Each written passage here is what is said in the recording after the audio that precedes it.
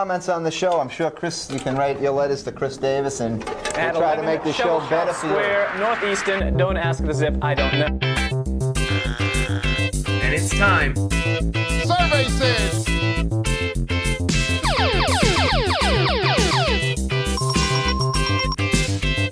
The price is wrong. For trivia.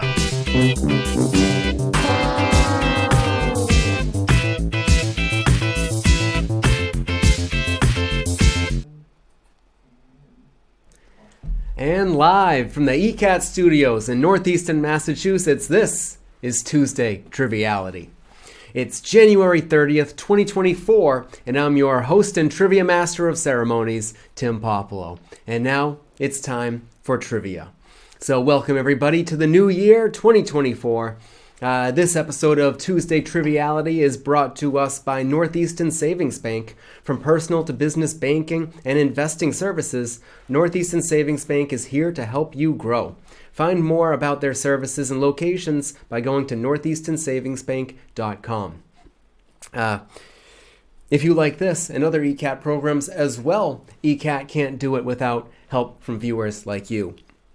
So if you would like to help ECAT out, you can go to eastoncat.org for the donate link, and now offering donations of $15 or more, you can get this fun little tiger with the ECAT handkerchief around his neck. So that's a little bonus for you. I'll have him with me for the duration of this evening. Okay. So thank you for joining us tonight. For those of you unfamiliar or familiar, this show features general knowledge, trivia questions, and answers. If you're watching this as a rerun or on demand at a later date, you can always play along for fun. But if you're watching this live tonight, January 30th, you can play along and win prizes. And how you're going to do that is when after I read the question, you'll have 1 minute to submit your answers. And the way you'll submit your answers is with this wonderful QR code right there. That'll bring you to a blank answer response form. That answer response form only has a few simple things to fill out: your name and your answer. And you'll keep reusing the same form question after question. There is a third field that's not required to submit it each time, and that's for an email address.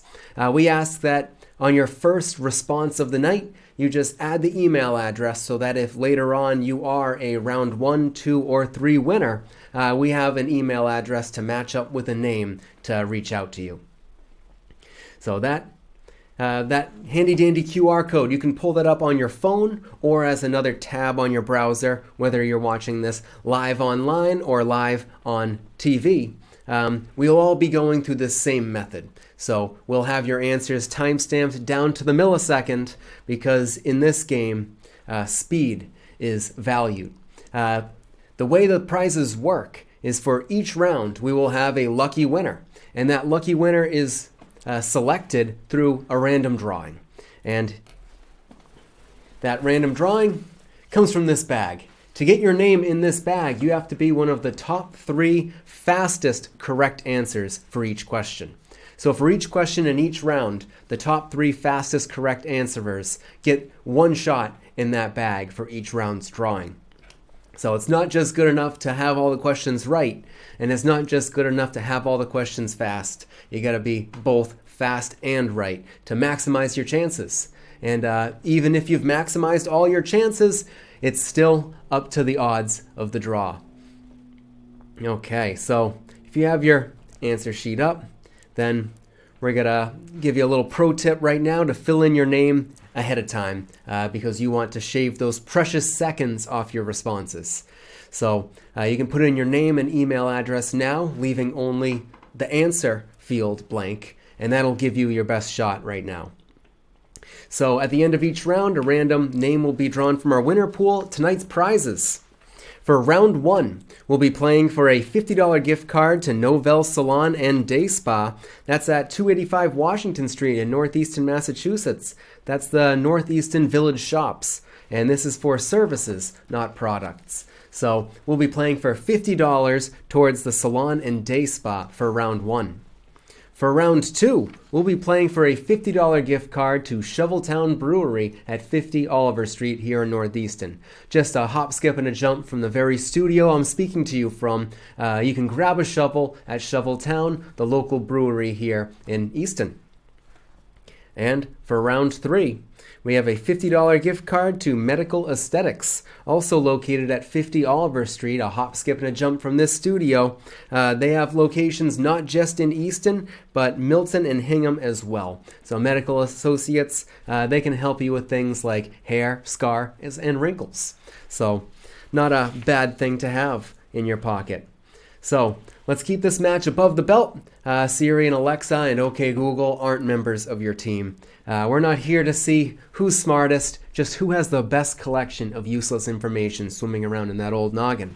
So only one answer per person per question, please. If you send in multiple answers, we will only credit and look at your first one, even if it's the wrong one. So be careful. All right. So if you have your answer sheets up and ready to go, I'm ready to go. So here we go. Let's put a minute on the clock for round 1, question 1. All right, question number 1 on the boards. How many U.S. presidents have been assassinated in office? How many U.S. presidents have been assassinated in office? And our countdown has just begun. There we go. So if you'll notice, the countdown is also appearing here on the screens, so you have a good idea of how much time you have left to think it over. And we're looking for how many, so that's just a number. You don't need to list any U.S. presidents, just throw out a number. Was it 1 through 45? Or, yeah, technically 45 presidents, because we have a non-consecutive one in the House. But, okay, looking for how many presidents were assassinated in office. So I think overall, 8 U.S. presidents died in office. So you know it's fewer than 8, but it's not 8. We have not had 8 assassinations. We had a good bout of illness around the 1800s, including that guy who died in a month. How many U.S. presidents were assassinated in office? All right, we're running down that clock. All right, the correct answer right here was 4. A lot of people may be familiar with Lincoln and Kennedy, on either end of the spectrum, but between them, Garfield and McKinley were both assassinated by gunshot as well. So all 4 of these U.S. presidents assassinated by gunshot, and those are the only 4 U.S. presidents assassinated in office. Question number 2. Here we go. Which Beatle sang the lead vocals for With a Little Help from My Friends? So With a Little Help from My Friends. Lend me your ears, and I'll spin you some trivia, and I'll try not to blurt out the answer. I get by with a little help from my friends. You got 4 options right here if you know your Beatles. John, Paul, George, and Ringo. Which Beatle sang the lead vocals on With a Little Help from My Friends? Okay, we got some of these answers coming in here. And we're coming up on the halfway mark. At least this one, the other one you had to guess a number. This one, you can consider it almost multiple choice. Which of the Fab Four sang With a Little Help from My Friends? All right, we still have, there we go. Okay, we got those answers coming in. We're in our last 10 seconds right here to name one of the British invaders, so to speak. With a Little Help from My Friends. If you think about it, that song is sung in a great baritone, which was the key of Ringo Starr. Ringo Starr, that was Ringo's track of that album, With a Little Help from My Friends. All right, moving right along. Get some geography in there, why don't we? We're looking for which of North America's Great Lakes is largest in both area and volume. So I'm not just asking which one holds the most water or which one's the largest on a map. It's one and the same. Which of North America's Great Lakes is the largest by both area and volume ways of measuring? So no trick question there when I say the largest. I guess you could also consider this one to be somewhat of a long form multiple choice, because there are 5 Great Lakes of North America. If you have trouble remembering them, I always remember them through a fun little mnemonic device, HOMES, HOMES. That is the first letter of each of the Great Lakes. So I'll let you think what those could stand for, and then once you have those 5 Great Lakes in your head, that's when you can start trying to figure out which one is the largest. All right, and the answers are filing in right here. Remember, HOMES. Hopefully you'll remember that in the future. Easy way, I find. Okay, the largest Great Lake is Lake Superior, which, after you hear the name, it makes sense. Lake Superior. So HOMES is Huron, Ontario, Michigan, Erie, and Superior. So Lake Superior reigns supreme. Okay. The next question, coming up to almost the halfway mark of round 1. John Travolta starred in Grease as Danny Zuko, the charismatic leader of what gang? We're looking for the name of the gang that Danny Zuko, played by John Travolta, was the ringleader of in the musical Grease. So in the musical Grease, what is the name of their gang? And if you can sort of think of a snapshot in your head, it is written on the back of their leather jackets. Written on the back of their leather jackets in Greece. Okay. All right, and then, let's see, then there's not quite the rival gang, but their counterparts were the Pink Ladies, who also had jackets. But the Pink Ladies were, if you could imagine, that all-female gang that often fraternized with this gang. Okay, we're in our final roundup right here. What is the name of Danny Zuko's gang in the movie Grease? Okay, the correct answer right there is the T-Birds. The T-Birds. We can only assume that this is short for the Thunderbirds. So I'd accept both Thunderbirds and T-Birds, although it was only ever written and mentioned as the T-Birds. So the T-Birds, Danny Zuko. Okay, up next, number 5. Question number 5. In what city were the Summer Olympic Games hosted in 2000? In what city was the Summer Olympic Games hosted in 2000? So these were also known as the Millennium Games. It's when the world was optimistic. We are in the year 2000. It was a very big to-do. What? We're looking for what city. So it's not just good enough to name a country. You got to name the city in the country. So we're looking for specifically the city that hosted the Millennium Games, the Summer Olympics 2000, the Y2K Olympics. And I'd say it was a successful one because I believe this Olympics had no controversies, which nowadays feels a little rare. Where were the 2000 Summer Games held is what we're looking for. I know, try to take yourself back. Speaking of which, we're in another Summer Olympic Games year, Paris 24. Okay, but here we go. For the year 2000, that was hosted in Sydney, Australia. I think the Sydney Opera House was in a lot of the imagery of these Olympic Games. The Sydney 2000 Summer Olympics, the Millennium Games. All right, moving right along. Some consumerism for you. What brand of coffee uses the slogan that it's the best part of waking up? The best part of waking up is what brand of coffee? Might be a little presumptuous that it's the best part of waking up, but nevertheless, that is how they'd like to be remembered. So the best part of waking up, what is that brand of coffee in your cup? Okay.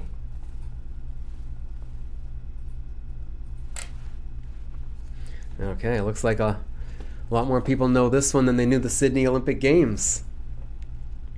The best part of waking up is what specific coffee brand? Of course, they say it's the best part of waking up. I'll keep my hands clean. All right, we're 15-second warning. So here we are at the last quarter, the fourth quarter. In the last 10 seconds of this fourth quarter, here we go.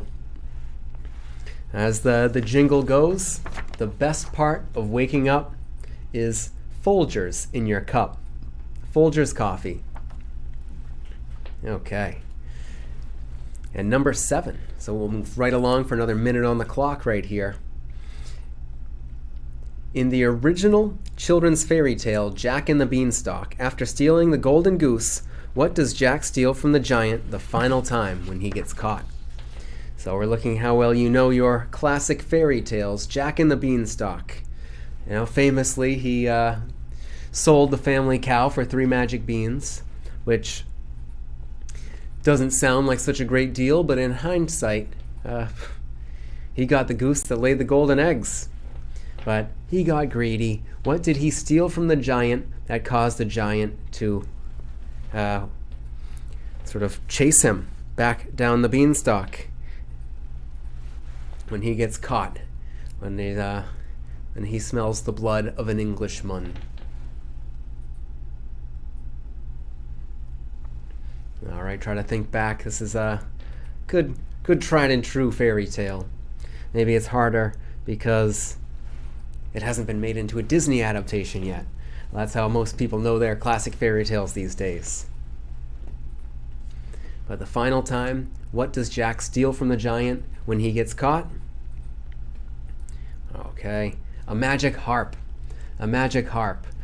Because the whole time when he's been stealing from the giant's been asleep because the magic harp kept him asleep. Once he stole the magic harp, the giant woke up and chased Jack down, but all's well. He cut down the beanstalk, the giant died, and then his family is rich. Can't get better of an ending than that. But the magic harp right there, or lute, I think would have also counted. All right, and the last question of round 1. So here we go, your last chance to get your name in the bag. Neil Armstrong was the first American on the moon. Who was the first American to orbit the Earth? Who was the first American to orbit the Earth?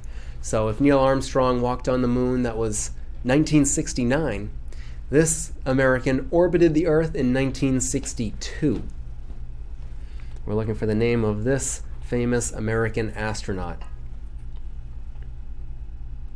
See how many of you know him.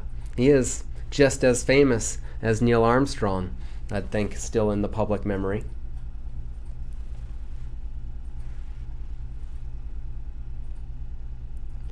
Okay, we got some answers coming in.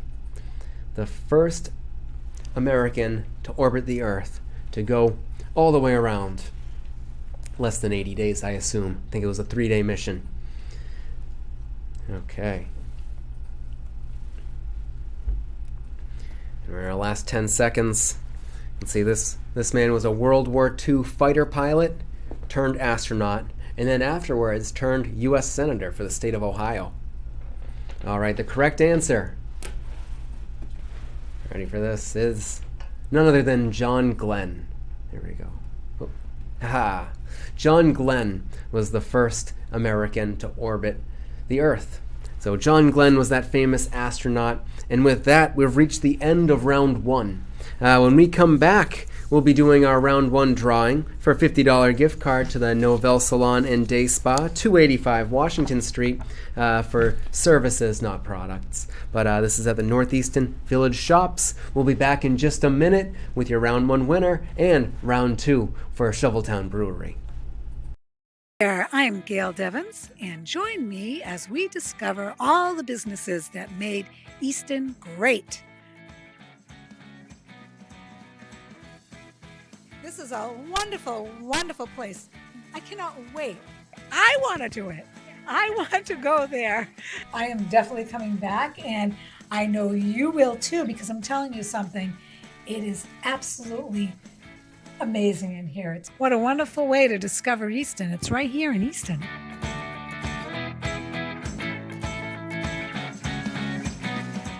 Showing at noon on Mondays, 2 p.m. on Tuesdays, and 11 a.m. on Fridays, only on ECAT.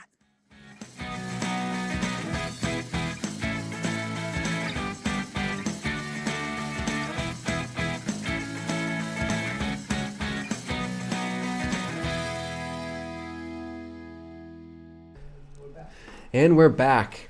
All right. So it looks like everybody that has submitted their answers, you got your spot counted. So without any further ado, we'll do our round one drawing right here. So again, this is for Novell, Salon, and Spa, Day Spa. Okay. So right here. Ooh, answer number 4. So being the first person to submit Lake Superior, this goes to Carol K. Carol K, you are our round 1 winner right here. Let me mark you down for this round 1 prize. So your lucky response was Lake Superior. For everybody else, don't worry, it could be any of those answers. So don't fret if you could only get 1 right and be the third answerer of that 1 in round 2, and you still have as much of a chance as anybody.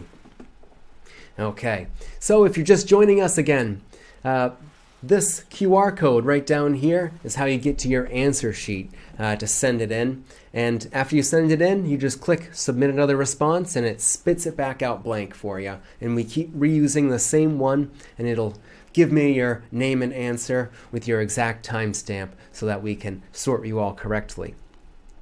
But it looks like we're all geared up. If you have that back up, then we're going to start round 2, and we're going to be playing this one for a $50 gift card to Shoveltown Brewery, where you can go and grab a shovel. They have local brewed beers and hard seltzer, and this gift and pizza and appetizers, so you can get food, drink, or merchandise at Shoveltown Brewery with this $50 gift card.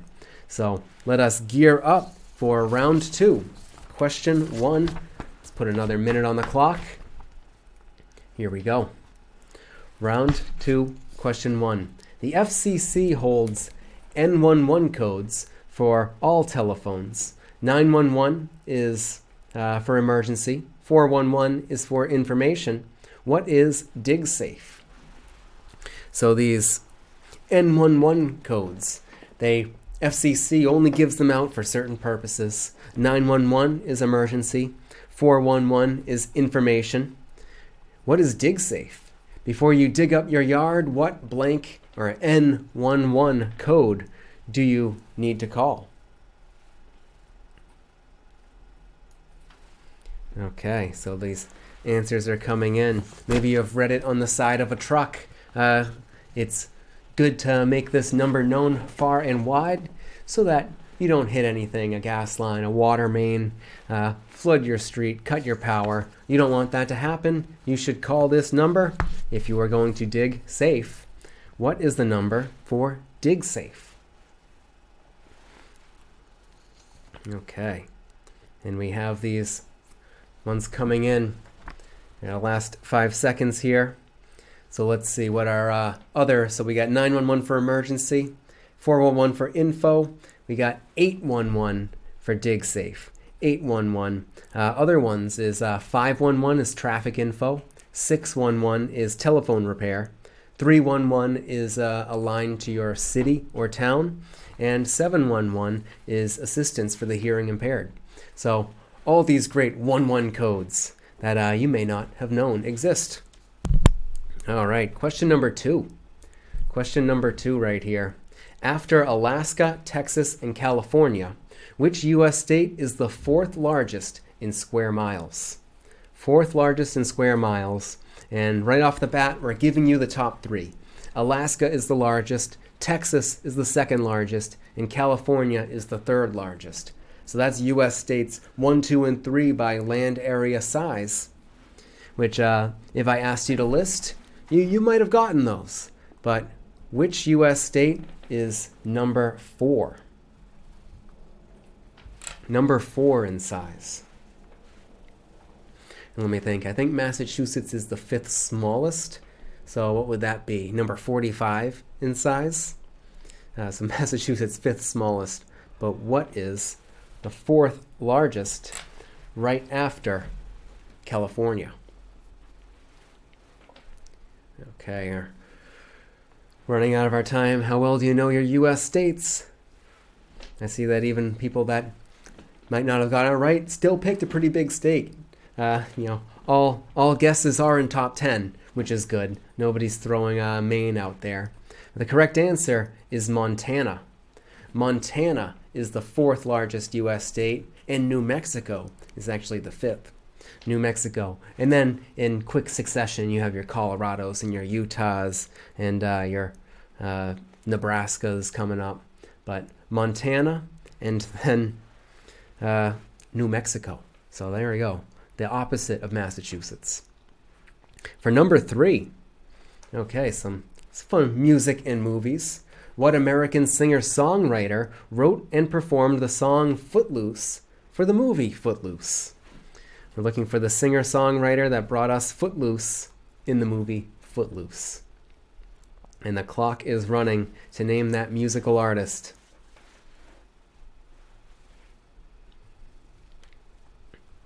Okay. You gotta cut loose, foot loose. Kick off those Sunday shoes. Please, Louise, pull me off of my knees. That's the song we're looking for. Okay, we had some people figuring it out so far. If you need any further hints, this musical artist, singer-songwriter, also produced another famous song for another famous movie, that is Danger Zone in the movie Top Gun. So same artist, Footloose in Footloose and Danger Zone in Top Gun.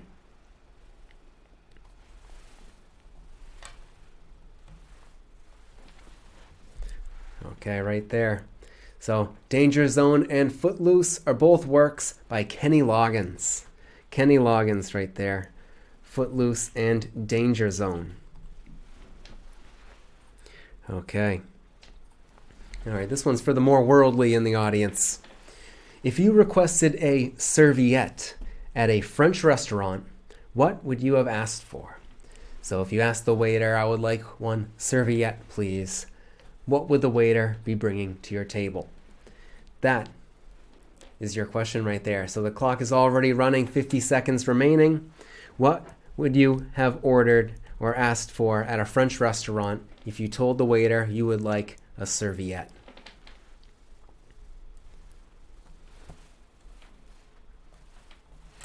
All right, and here we go. Some good guesses. I don't know if we have any French speakers in the audience. Maybe if you speak any other Romance languages, that might help, because see, there's some similarities.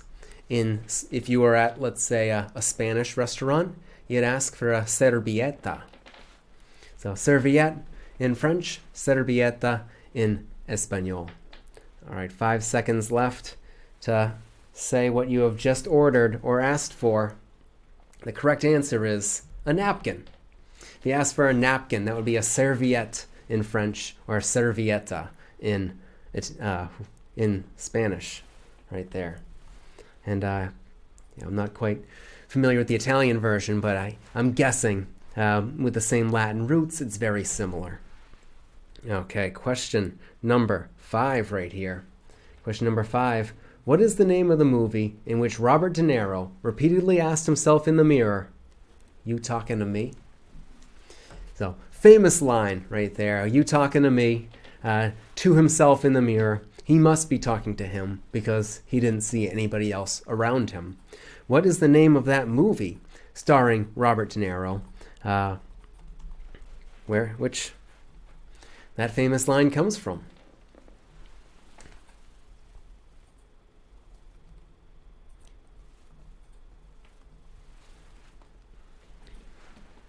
All right, and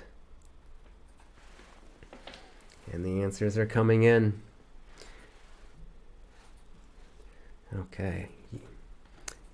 And if you were asking yourself, yes, I am talking to you, not the mirror. I want to know who else was talking to himself, or what movie. So Robert De Niro right there. You talking to me? You talking to me? Classic tough guy pump up nowadays. But we got that originally from what movie? Ooh, we've just run out of time, so the correct answer is Taxi Driver. Taxi Driver, 1976, A Slow Descent into Madness. Right there. Taxi Driver, 1976, You Talking to Me. Okay. Let's get into the realm of sports for question number 6 right here. Question number 6. How long is the major penalty incurred for participating in an on-ice fight in the NHL? In the NHL, they separate penalties into major and minor penalties. Participating in a fight is classified as a major penalty. And like other major penalties, what is the how long is this penalty? Right there. How long is the major penalty that you'll receive for participating in an on-ice fight in an NHL hockey game? Okay, and we have answers coming in.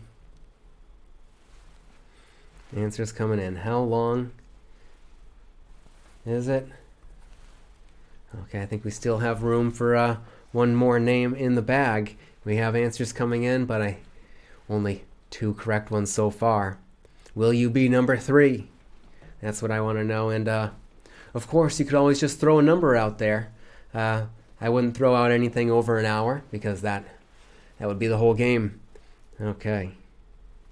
And that's our time. The correct answer is 5 minutes, aka 5 for fighting, as it's known in shorthand. You get 5 for fighting in the penalty box. 5 minutes as a major penalty for on-ice fighting, which you don't get the penalty until after the fight. They won't stop it until someone hits the ground, or the ice, should I say. So here we go. Number 7 right here. Still included in many districts' school curriculums or curricula. Who was the person in U.S. history that invented the cotton gin? Who invented the cotton gin? Very simple invention, but due to that simple invention, this one inventor's name has been in textbooks across the U.S. for over 100 years. So who is the inventor of the cotton gin?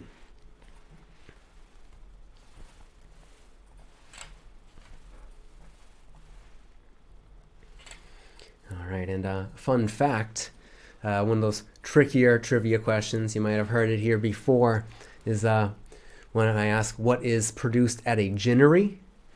Cotton is produced at a ginnery because of the cotton gin, the invention that sorts and prepares cotton for its refining and production. So the cotton gin. Oh, look at that. People knew this, so it is definitely part of school curriculum, and somehow it sticks in your brain. Okay, so the inventor of the cotton gin, some modern industrialization, Eli Whitney. Eli Whitney, the inventor of the cotton gin, right there. Eli Whitney. Ooh. All right, so this takes us to our last question of round 2, and one more chance to go for that prize. Your round 2 last question. 1 minute on the clock. Here we go. What non-vegan ingredient is fermented to make Worcestershire sauce? Worcestershire sauce. So it is not vegan or vegetarian. Ooh. And for many people across the country or world, it is very difficult to pronounce. But being from Massachusetts, we don't have that big of a problem with Worcestershire sauce. So what ingredient is used to make Worcestershire sauce that makes it not vegan? You have we're already halfway through right there.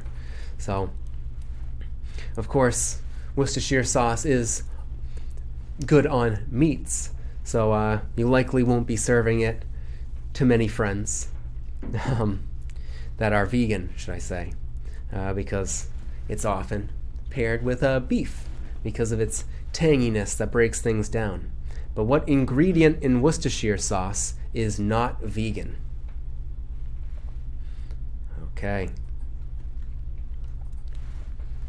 And the correct answer right there is anchovy. As well, I would have accepted fish as well. So fish or anchovy right there in Worcestershire sauce also appears in, I believe, most traditional Caesar dressing recipes. So it's not as weird as it sounds. Okay, so just like round one, we'll be taking a 1-minute break, and when we come back, we'll be drawing our round 2 winner. This round is for a $50 gift card to Shoveltown Brewery here in northeastern Massachusetts. Stick around, I'll be right back. Welcome to Service Matters, a weekly radio show that talks about the good things that are happening in local communities and beyond. Since 1978, the Eastern Food Pantry has been dedicated to providing food to our neighbors in times of need. As long as there's hungry people in our community, our doors are open, our hearts will be open to help. We also like to talk about the good things that people do to make a difference, and in many cases, to make dreams real for folks out there in need. Just to chat about, as you say, some of the good things in life. There's some of the good things, the great things, and the happy things. And certainly watch us on ECAT, Eastern Community Access Television.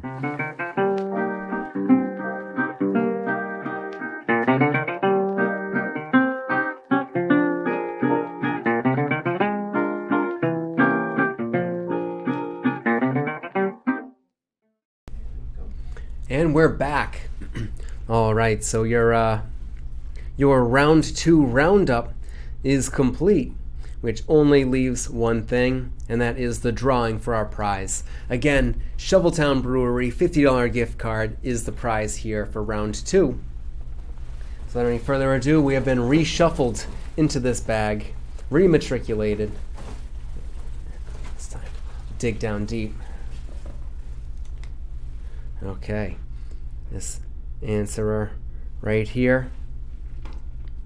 Okay, so for correct answerer number 18 right here goes to David Politan for being the third answerer, 5 for fighting right there. 5 minutes for hockey. All right, so David Politan right there, answerer number 18. Gonna mark you down for your gift card to Shoveltown Brewery. Okay. So let's wipe the slate clean and start from scratch. We are going here for Medical Aesthetics, 50 Oliver Street, northeastern Massachusetts. Gift card, right? Not just for the Easton location, but also Milton and Hingham as well. Medical Aesthetics for services such as hair, scar, wrinkle removal, mitigation, or other things, moles, who knows what. You can find out more on their website. But that's what we'll be playing for round 3. So just like rounds 1 and 2, if you've been playing with us thus far, you get the hang of submitting that answer form. If you're just joining us, one more time, you can join by scanning the QR code. Oh, same side every time. I got fooled. Scanning that QR code to get up your answer sheet. And with that answer sheet, you can submit your name and your answer and reuse it for each of the questions. Again, we have our 1 minute on the clock right up here, ready to go. So without any further ado, let's launch into the final round. Question number 1.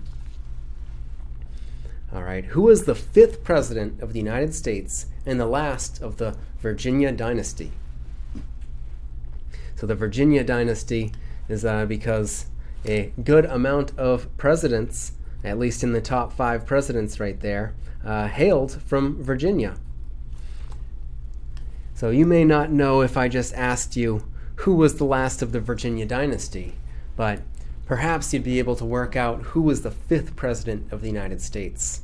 So right there, top 5, should be somewhere in that memory, although maybe not to the forefront as much as the top 3. So you'll have to sort of dig deep on that one. The 5th president of the United States.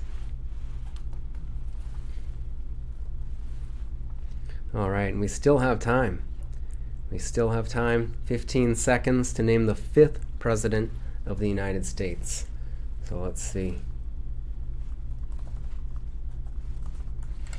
Last 5 seconds right here. All right, the correct answer is James Monroe. James Monroe. So it went Washington, Adams, Jefferson. Madison was 4, Monroe was 5. So James Monroe was the 5th president of the United States. All right, next question. Straight to the point. What do you need a Hackney license in order to do? What do you need a Hackney license in order to do? It may not be as self-evident because it's not hackneying. What do you need? Here we go. A Hackney license in order to do. Okay, wonderful. We're getting some answers in. Okay, there you go. With a little thought, the correct answers started pouring in. So we got 30 seconds left. A Hackney license is needed to do what? Like I said, if you're joining us, welcome. And you can jump in at any time because each question is a chance for 3 people to get their chances increased for the end of the round. Okay, a Hackney license is needed in order to do what? Okay, it's something that Robert De Niro probably had, because the correct answer is to operate a taxi cab or drive a taxi or just taxi driver, 1976. All of those would have been acceptable answers right there. All right, let's make another nice, fun, and easy one, hopefully. So let's see if you can fastest thumbs here. Jenny's Number 8675309 was sung by what band in 1982? What band in 1982? I believe to most people they may be known as a one-hit wonder for this song. 8675309. Jenny.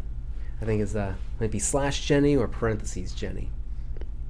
But regardless, most people know that number, 8675309, through this song.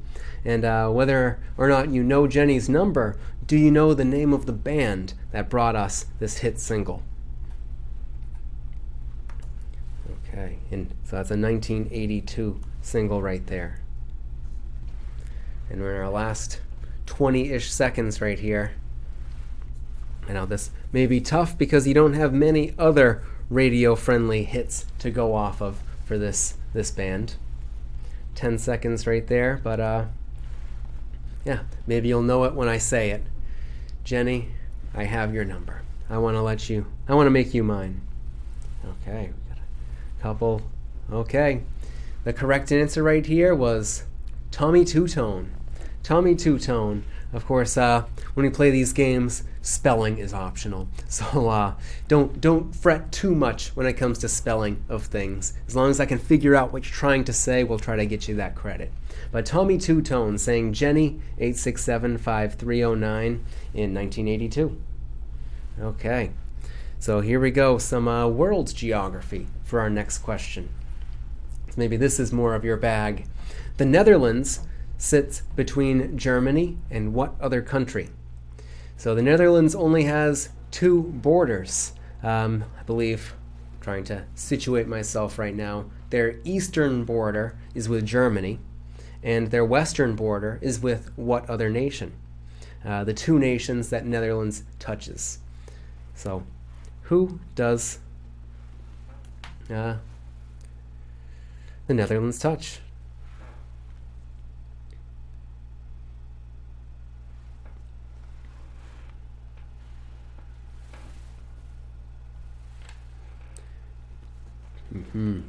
Okay, we got some good thoughts in there. Okay, we got answers coming in, but so far only 1 correct answer. So there's still 2 more shots out there for you in the last 15 seconds. If you know where the Netherlands are, which is Europe, at least you got an educated guess. We've already eliminated Germany for you. You can also eliminate the island nation of the UK. So let us see. The correct answer right here is Belgium. Belgium is to the west, and then you have the Netherlands, and then you have Germany to the east. And their third border is maritime. So they got the ocean to the north, and Germany and Belgium on either side, making up the meat of a Netherlands sandwich. Okay, coming up next right here, if you know your Disney, this might help. We're asking you, in Disney's animated Peter Pan, 1953, what was Peter looking for in Wendy's home before they first met? So, if you're familiar with the movie, Wendy and her two younger brothers encounter Peter Pan in their house, and he takes them to Never Never Land. But why was Peter Pan in their house in the first place? That's what we want to know. What was Peter looking for in their house is what we're asking you. So he was searching for something, and that's when he bumped into Wendy, who did help him retrieve what he was looking for. And then, as a joyride, he flew them over London to Neverland, where they faced mortal peril after mortal peril. Not a great reward, if you ask me. Okay, we got 10 seconds left. What was Peter Pan looking for in Wendy's house? I think they were the Darlings, Wendy Darling. So in the homestead of the Darlings, what was Peter looking for? What did he lose? He lost his shadow. He lost his shadow right there. So he was looking for his shadow right there. Okay. Ooh, this one you might be able to figure out. It's interesting, I think. Next question. The Australian coat of arms has two animals, one on either side, a kangaroo and what bird?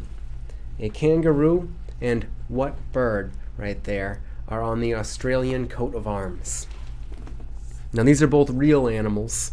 One of my other favorite fun trivia facts is the Scottish coat of arms has unicorns on either side of the crest. Mythological, yes. I think some of the British ones have lions, even though lions have never roamed in Great Britain.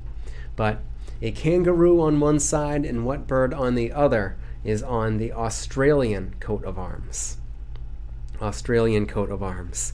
And if you can put one and one together, it is a bird native to Australia, just as the kangaroo is native to Australia. So what bird right there, a uniquely Australian bird, should I say, is on the Australian coat of arms across from the kangaroo? Okay, some good guesses, all good guesses, but the correct guess is emu. An emu and a kangaroo are the two ones right there. You guys threw out a good amount. There's, I think, kiwis, but those are New Zealand.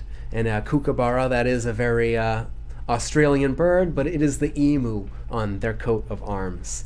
And in fact, they actually fought an emu war, and the emus won. So, strange war history for the Australians right there. All right, let's move from world culture to popular culture real quick. Shifting gears. Britney Spears' world-famous meltdown began by shaving her head completely and accosting paparazzi with what? With what object in February of 2007? So we're looking for what object did Britney Spears accost paparazzi with in February of 2007 with her shaved head, which was famously part of her well-publicized breakdown, which did not contribute well to her mental health, as we learned. What did she accost the paparazzi with, or at least one paparazzo, as I think the singular is technically. One paparazzo was accosted with what object by Britney Spears, famously in 2007, and I say famously because since this was the paparazzi, there were several photos of this taken, which were then plastered all over newspapers. So we have 30 seconds left to say what was Britney Spears clutching in her hands and attempting to bash away the cameras with. And again, this is, you could imagine the photo. This is her freshly shaved head, which is why they were photographing her. And then, as the downward spiral progressed, what did she use to beat away the paparazzi? All right, and that's the time right there. The correct answer was an umbrella. An umbrella, not an open umbrella. That probably would have worked better at shielding yourself, but a closed umbrella with a good hooked handle. An umbrella is what Britney Spears used in that famous 2007 Year of Britney. Okay, so now we're here on our final question. Okay, the salsa, cha-cha, rumba, and mambo, those dances all originate from what Latin American country? From what Latin American country did we get the salsa, cha-cha, rumba, and mambo?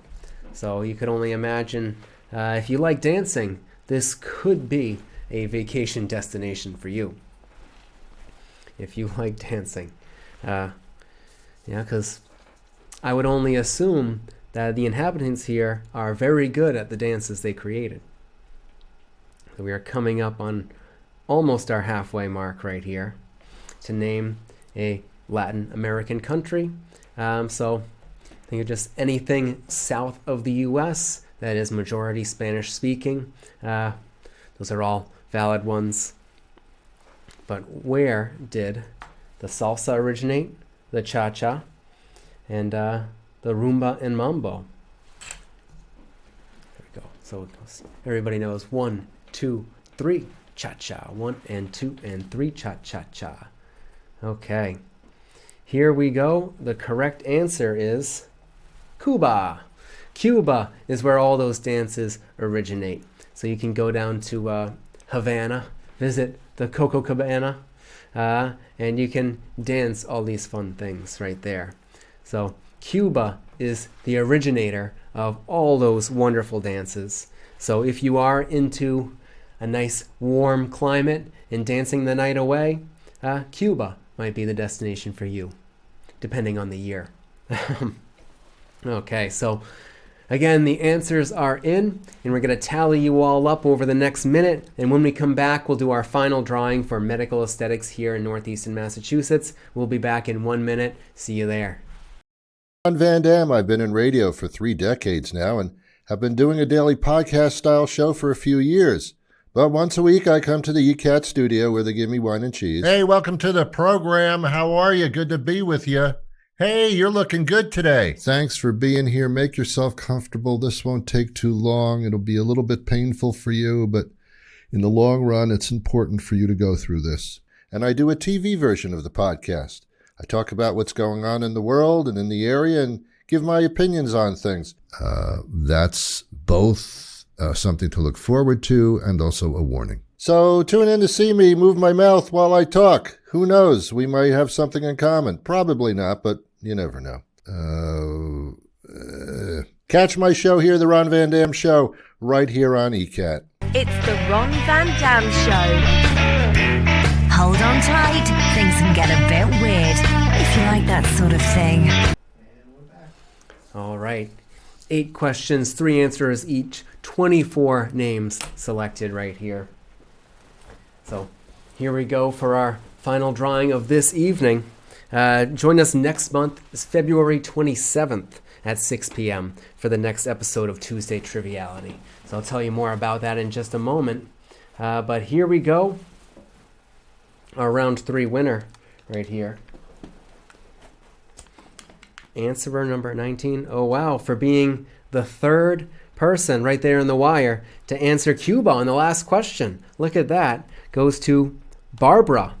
Barbara, you are our round 3 winner right there. And the last one you sent in was the lucky one. Last one of the evening as well. So there we go. Let us mark you down. Okay. Put this right back there. So you never know which question will be the lucky one for any of you. But if you want to see if your luck continues, you can always join us next month, February 27th, the second to last day in the shortest month of the year at 6 p.m. here at ECAT. If you like this and other programs, don't forget that we can't do it without our sponsors. Tonight's episode was brought to us by Northeastern Savings Bank, 16 locations. They're here to help you grow through business banking and investing services. If you do appreciate this show and other things on ECAT, also consider donating with a sponsorship. If you would like to help ECAT out, you can go to eastoncat.org and look for the donation link down at the bottom. And like I said, a new offer, donations of $15 or more. You get this fun tiger right there. Mascot of Oliver Ames High School, Easton at Large, and ecat.org right there. So you can get your own little ECAT. Until next time, I'm your host and trivia master, Tim. We hope to see you here on Tuesday Triviality, only on ECAT, only on Tuesday. Keep that curiosity alive. This is Triviality.